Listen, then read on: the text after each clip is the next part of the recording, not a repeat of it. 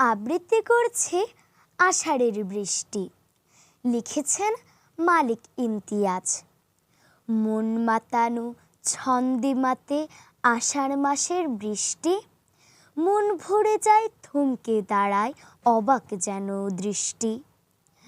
নদীর জলে ক্ষেতের আলে পুকুর ভরা জলে, বৃষ্টি পড়ার তুমুল নৃত্য সবুজ পাতার দলে।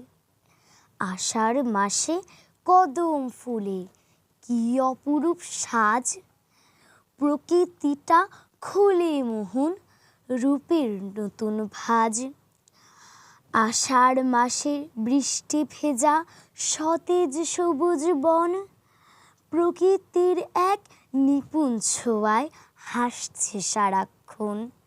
ধন্যবাদ।